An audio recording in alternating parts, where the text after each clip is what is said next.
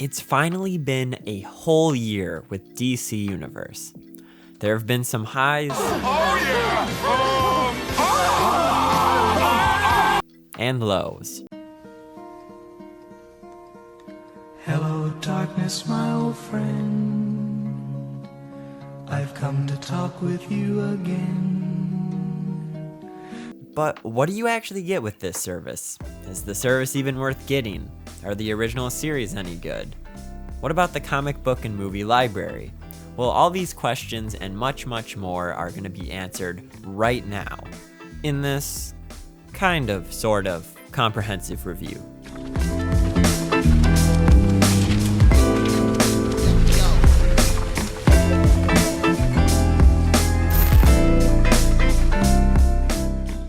As of now, DC Universe is a monthly subscription for either $7.99 for the month or $74.99 for the year. So that would save you about $20 if you pay for the whole year.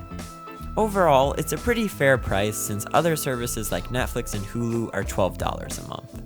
And the four main sources of media you're gonna get with the DC Universe subscription is video content, comic book content, community threads, and a shop center. Now, I know this doesn't sound like that much at first glance, but if you're a big DC or comic book fan, this subscription is definitely for you. If you don't like superhero content, well, first I would ask why you're watching this video, but second, I would say this is definitely not the subscription for you.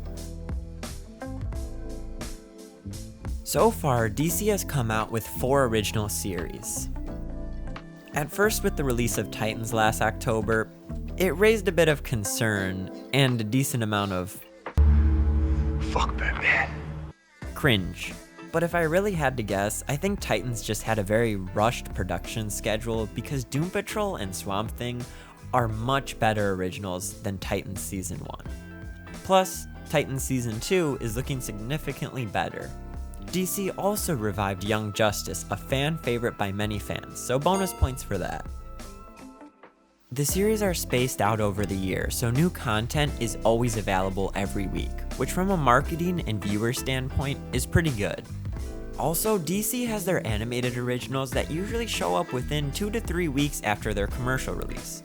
So that saves you another $20 to $30 per animated movie, which is nice. The video library overall boasts just about all the animated movies and series you're looking for. From the remastered version of Batman Beyond to Aquaman from 1967.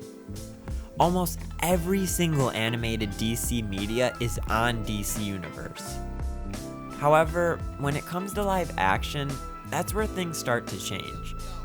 Besides the classic Superman movies, Watchmen, and Krypton, there really is hardly anything worth watching on the live action side of things.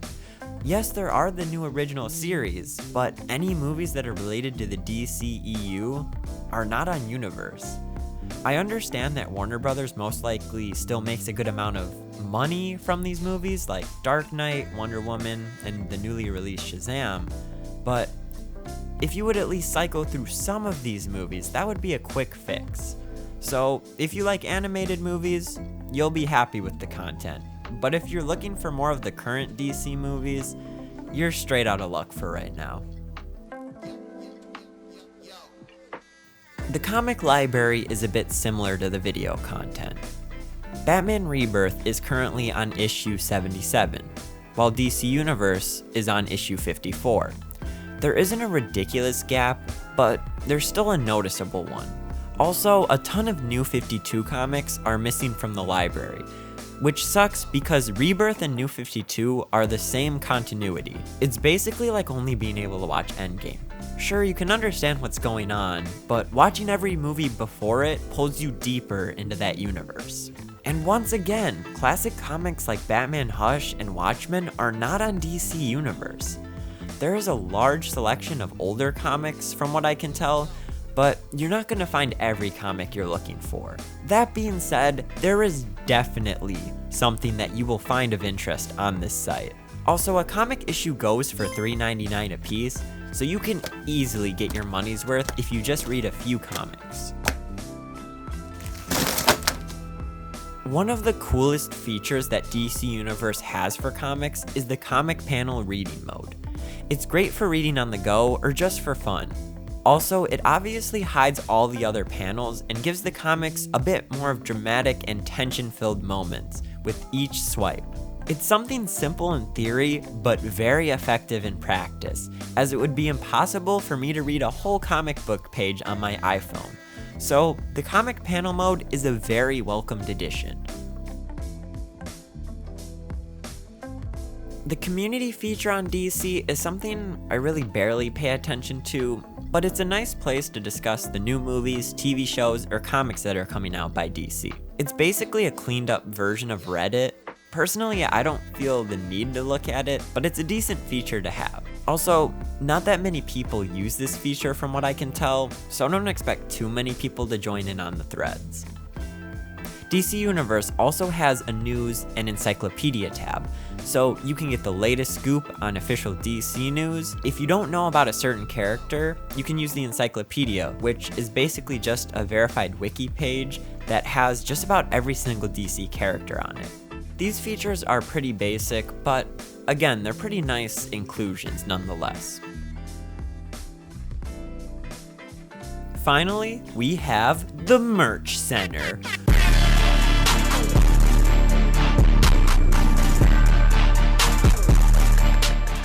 DC actually has some really cool exclusives on this shop, and a lot of the apparel is really cool.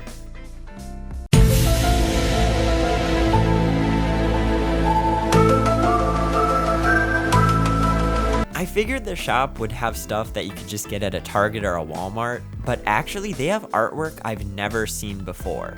The pricing of everything is also reasonable. I would have loved if they had some special discounts for DC Universe members, but it's not too big of a deal since they really only sell clothing, phone cases, notebooks, mugs, and action figures.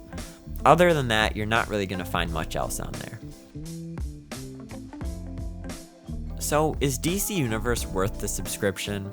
Well, I mean, let's be honest, you're probably just going to go on an incognito browser tab and pirate everything anyways, so who really cares?